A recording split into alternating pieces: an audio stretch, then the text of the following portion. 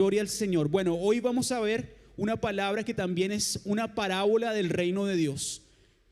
Es una parábola del reino de Dios. Hemos estado viendo parábolas y ha sido maravilloso porque hemos aprendido muchísimo. El Señor quiere enseñarnos algo especial en esta tarde. Y es que esta parábola, a diferencia de las anteriores, es una parábola que fue dirigida a los cercanos de Jesús. A los cercanos. ¿Quiénes eran los cercanos de Jesús?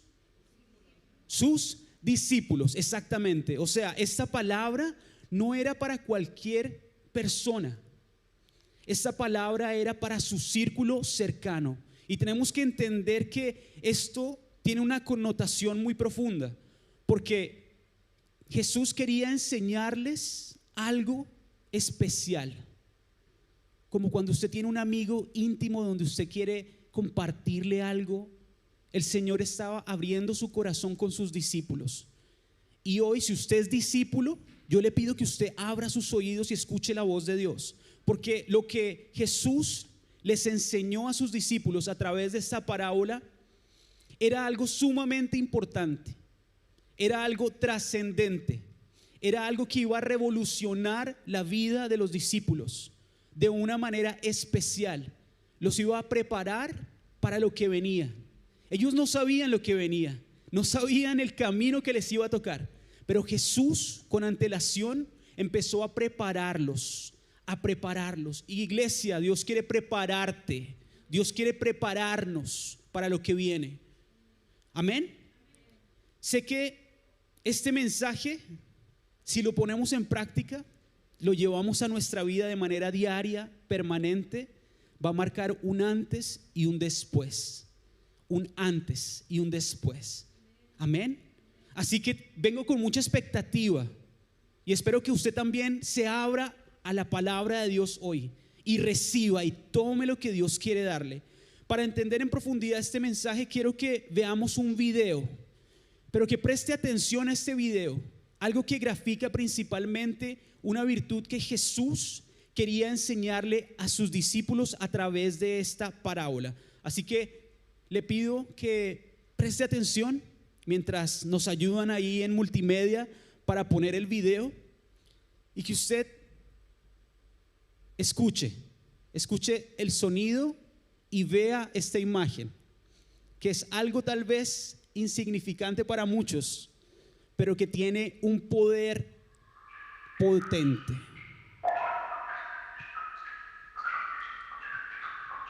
Esos son 15 años, una gotita de agua, lo que le hace a una piedra. 25 años después, otra piedra con una gotita pequeña. Ya se ve una diferencia entre una y otra. Después de 50 años, esa misma gota ha tenido la fuerza de romper la piedra. Ha tenido la fuerza de abrirse un surco en medio de la roca. Algo Jesús quería enseñarles a sus discípulos. Algo podemos aprender de esta gota insignificante, pequeña, pero que tiene un poder grandísimo en las manos de Dios.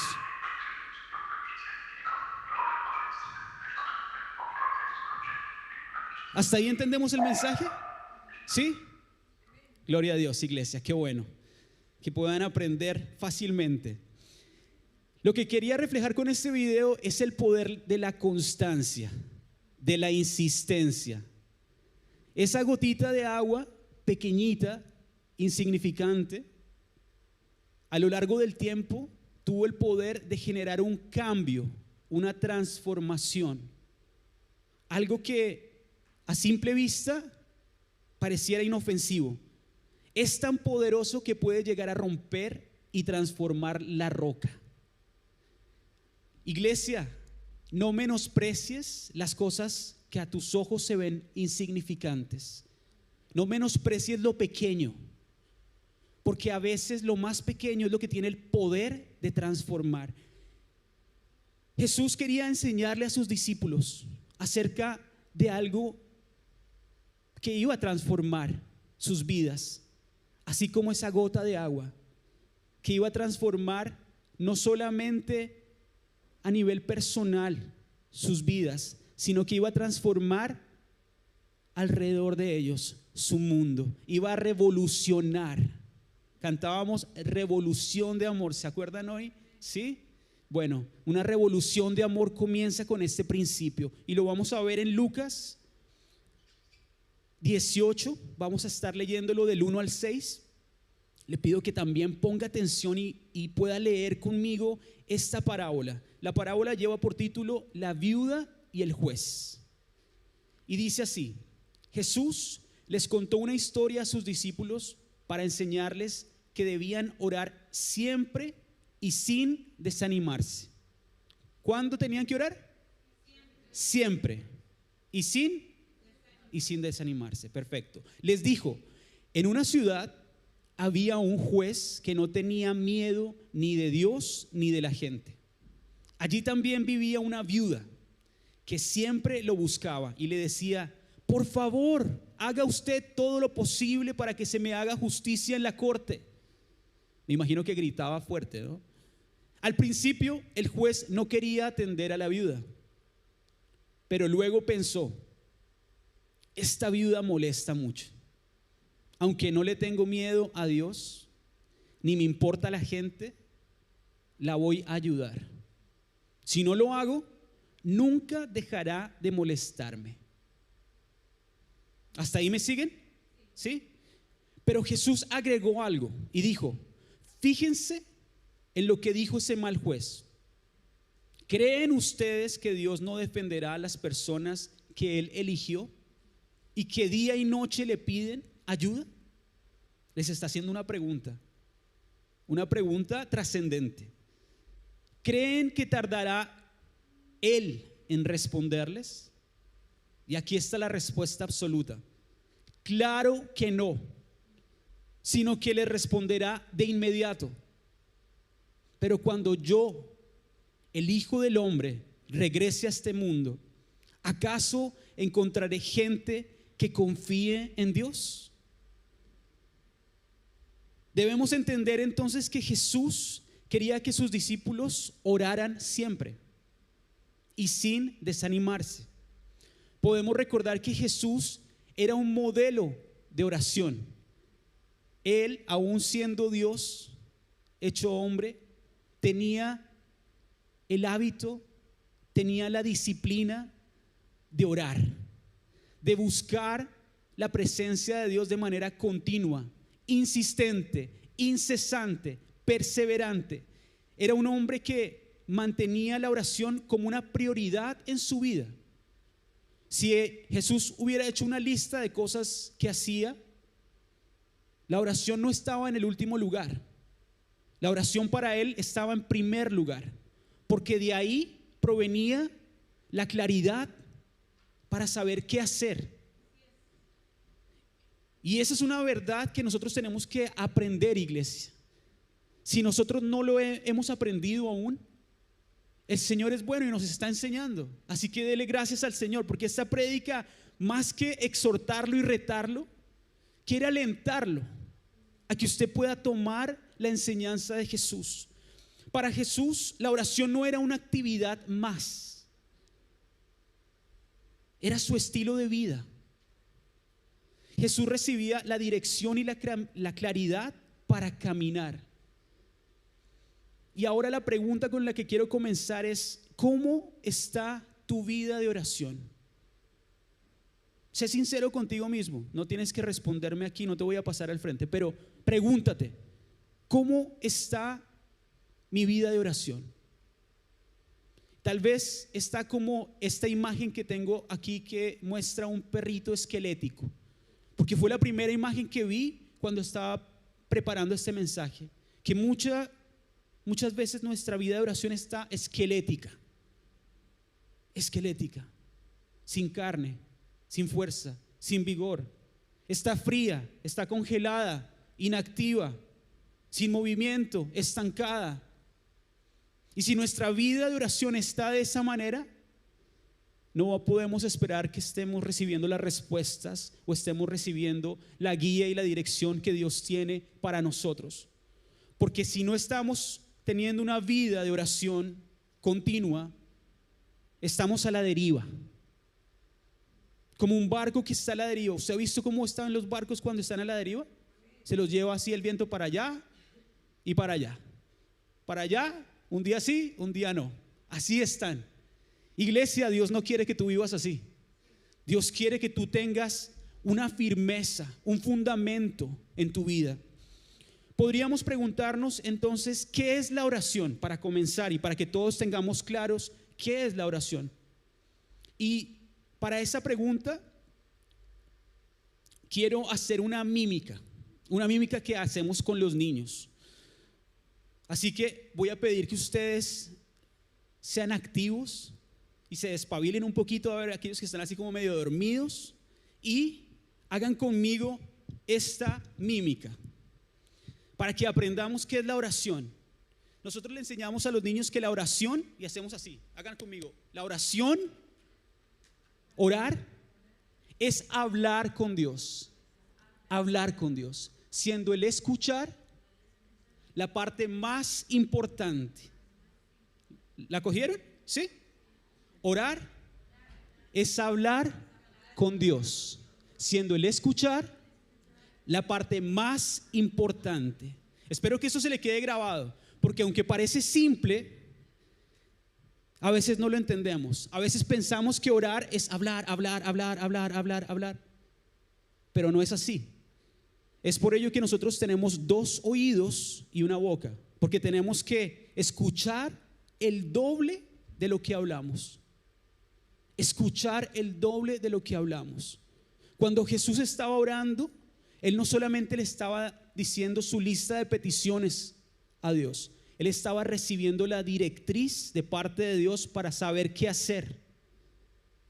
Y es lo que Dios quiere enseñarnos. Dios quiere darte una directriz para tu vida, para esta semana, para tu universidad, para saber cómo actuar en tu trabajo, para saber cómo estar en tu matrimonio, cómo criar a tus hijos. Esto es algo trascendental. La oración no es algo que hacen los pastores únicamente. No es exclusivo. No es exclusivo de los evangelistas. Esto es transversal. Es para aquellos que son discípulos. Y si tú eres discípulo, entonces esto tiene que estar como una prioridad en tu vida. No puede estar en lo último de tu lista. Otra imagen que quiero compartir con ustedes es que la oración es una vía de 2 caminos. Y ahí hay una imagen donde también graficamos lo que significa la oración. Tú hablas con Dios, pero tú también escuchas a Dios. Tienes un tiempo para escucharlo, para saber qué es lo que hay en el corazón de Dios, cuál es la respuesta que Dios estaba o quiere darte. Repetir oraciones y las mismas palabras no es oración.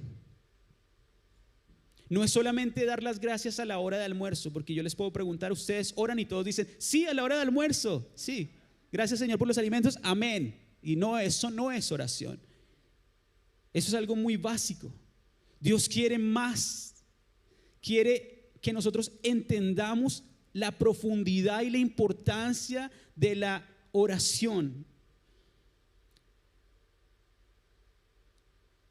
Porque, como mencioné, la oración es esa manera que nosotros nos comunicamos con el Padre y también como Él se comunica muchas veces con nosotros.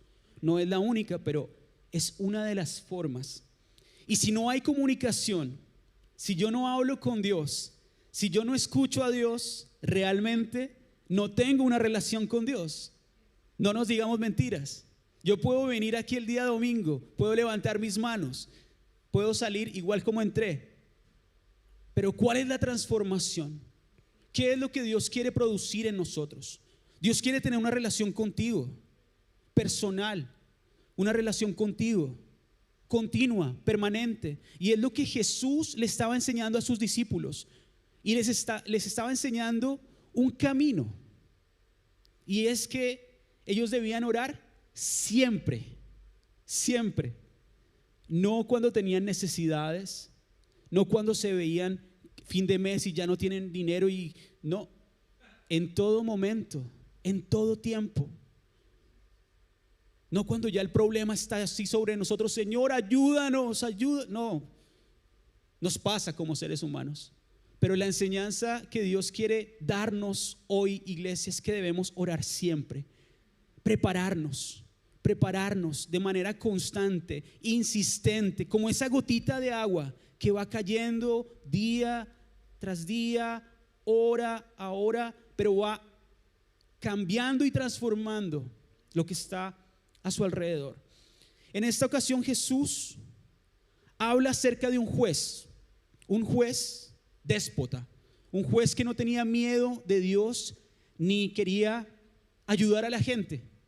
Era un juez malo, no se preocupaba por la gente. Es como ilógico, irónico, ¿cierto? Un juez que se supone que debe estar ahí para ayudar, estaba no haciendo lo que debía hacer.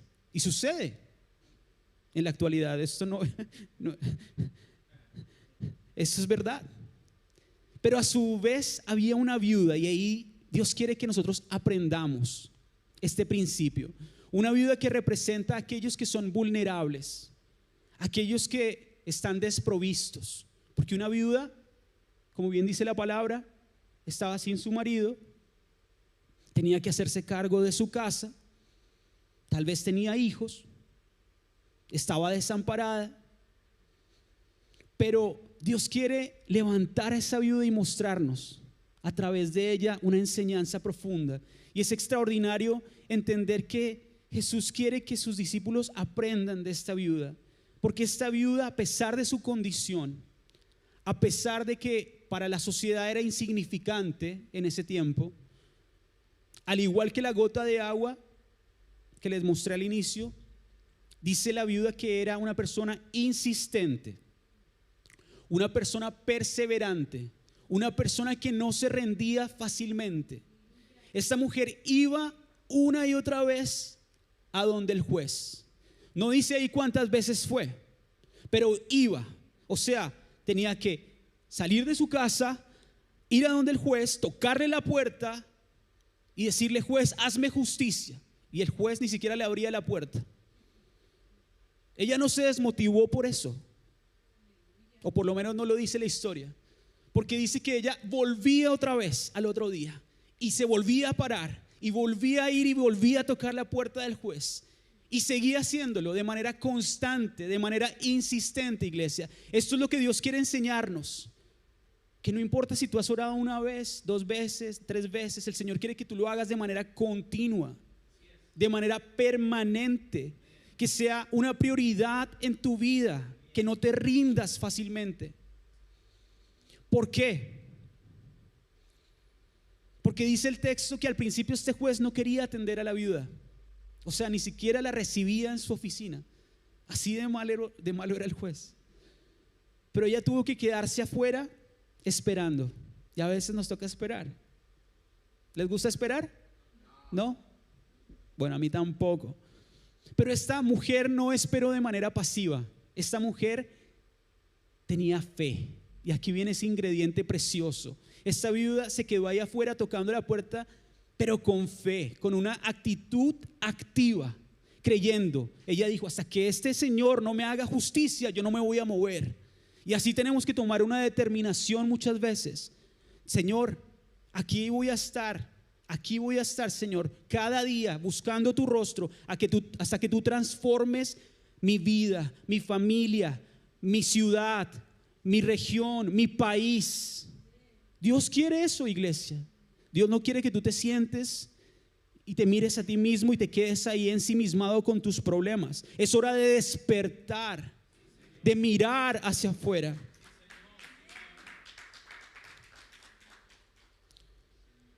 Este juez dice que la historia, que él hacía oídos sordos. Pero la sorpresa y lo increíble es que, como mencioné, esta viuda no se rindió. No permitió que la falta de respuesta la desmotivara. Ella tenía algo que tú y yo necesitamos. Ella tenía fe. Diga: fe. Yo necesito más fe. Esa puede ser una de nuestras primeras oraciones. Necesito más fe. Una fe que le permitió permanecer tocando la puerta. Y la pregunta número 2 que quiero hacerles, iglesia, es ¿tú tienes esa clase de fe que tiene la viuda? ¿O a la primera negativa desistes? Si hubieras sido tú el de la historia, ¿hubieras continuado yendo donde el juez? ¿O tú hubieras dicho, no, este juez ya no, yo no voy nunca más, ya nunca vuelvo por allá, yo me lo voy a arreglar solo? ¿Esa hubiera sido tu respuesta? No lo sé. La pregunta también puede ser, ¿el primer problema te das por vencido? Dices, hasta aquí, no más, ya. Esto está muy difícil, yo no puedo, nunca voy a poder. Muchas veces nos pasa eso. Eso no es para la gente que está afuera. Muchas veces a los que estamos dentro de la iglesia también tenemos esa actitud. Y nos empezamos a acomodar ahí. No, yo no puedo y no quiero seguir moviéndome. Y en vez de tomar la actitud de la viuda, nos quedamos sentados esperando a que la soberanía de Dios venga a nuestro rescate. Pero lo hemos visto en Romanos. Dios es soberano, pero tú y yo somos responsables. Tú y yo somos responsables de actuar, de que las cosas cambien. Dios nos ha dado ya el poder, la autoridad, nos ha dado todo lo que necesitamos, pero tenemos que levantarnos, tenemos que despertarnos.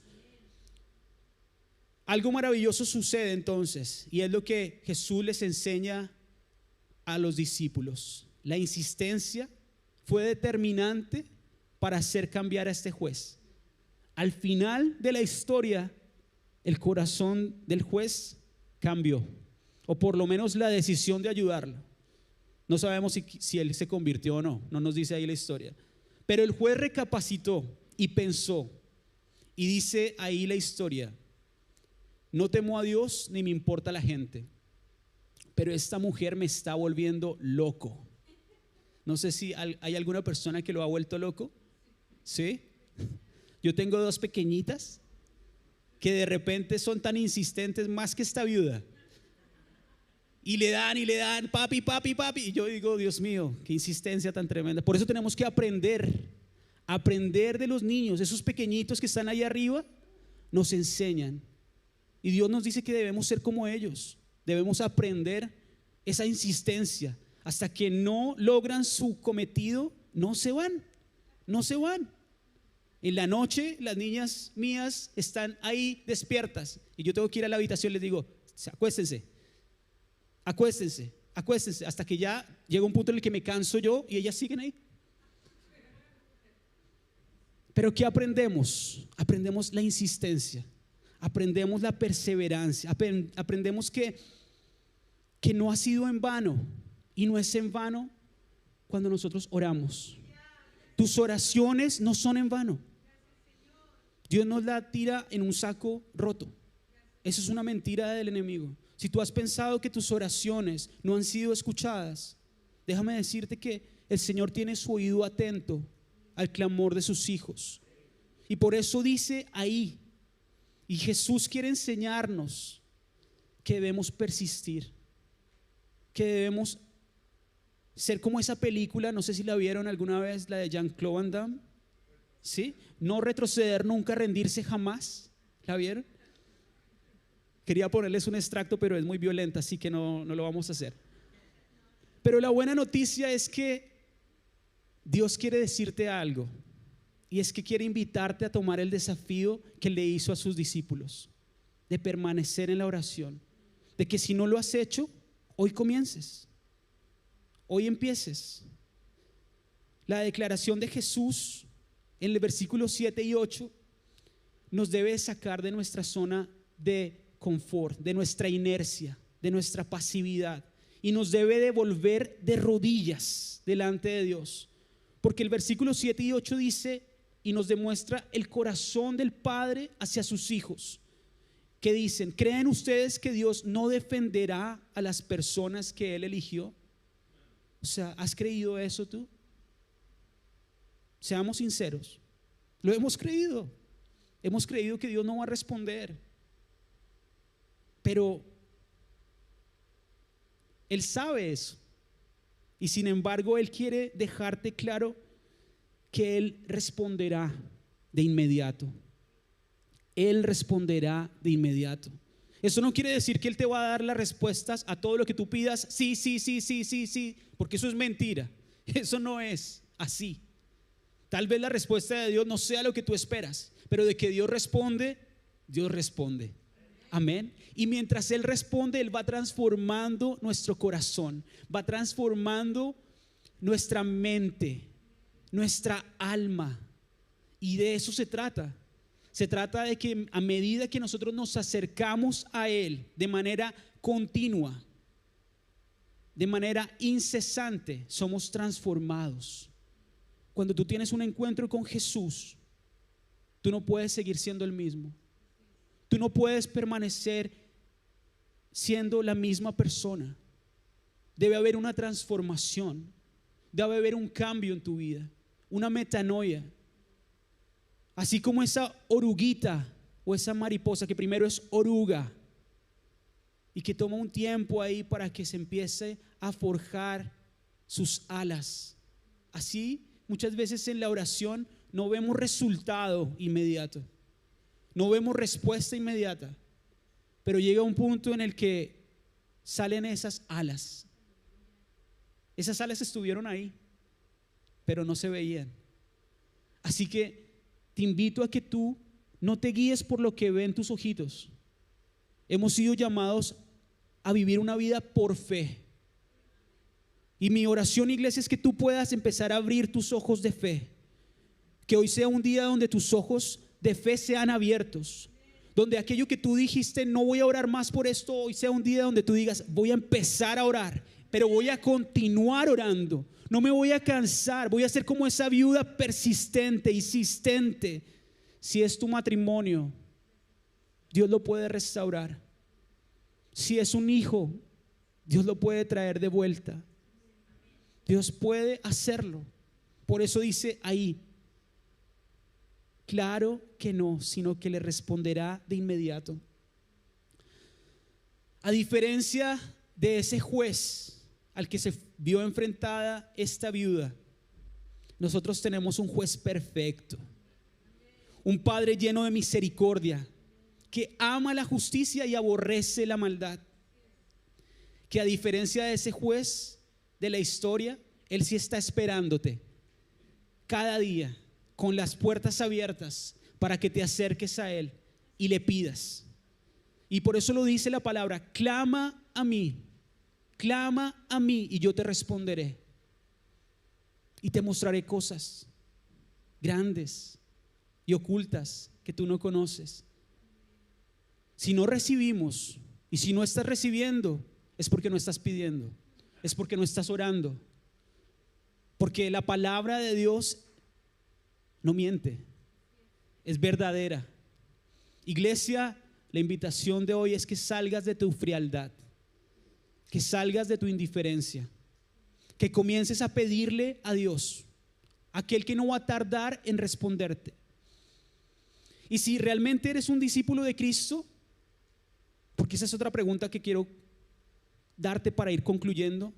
Dice la palabra que los discípulos no son aquellos que le dicen Señor, Señor, sino aquellos que hacen la voluntad del Padre, aquellos que guardan sus mandamientos. Por eso no podemos permitirnos ser oidores olvidadizos. No permitas que eso suceda en tu vida, que hoy en la tarde ya te hayas olvidado de lo que Dios te dijo, sino atesora la palabra de Dios, guárdala en tu corazón, porque es lo único que va a poder transformarte, es lo único que va a poder prepararte para lo que viene. Esos discípulos de Jesús pusieron en práctica los principios que Dios les dio a través de las parábolas, y luego sus vidas fueron transformadas y ellos revolucionaron el mundo. ¿Tú quieres revolucionar el mundo? ¿O quieres ser un espectador? ¿Quieres revolucionar el mundo? Yo quiero hacerlo, pero sé que es Dios en mí, es su presencia manifiesta. Y su presencia manifiesta, dice la palabra, que su presencia se manifestará a aquellos que guardan sus mandamientos. Lo dice el libro de Juan en el capítulo 14, donde Él promete no dejarnos huérfanos, sino promete venir hacia nosotros. Y el versículo 21 dice: el que tiene mis mandamientos. Si tú tienes sus mandamientos, levanta tu mano. Pero no es suficiente tenerlos. Dice ahí: y guarda, y los guarda. Ese es el que me ama. Ese es mi discípulo. Será amado por mi Padre y yo le amaré. Y mira esta preciosa palabra: y me manifestaré a Él. Gloria a Dios. Él se manifestará a nosotros. Él lo promete. Así que si tú quieres ver la manifestación de Dios en tu vida, te invito a que tú puedas empezar a caminar como esta viuda. Salir de tu zona de inactividad y empezar a caminar por fe, no por vista. A tocar la puerta del Padre. Toca la puerta del Padre y recibe la respuesta, iglesia. Tenemos el inmenso privilegio de poder reunirnos aquí y orar juntos. No lo desaprovechemos. No desaproveches la instancia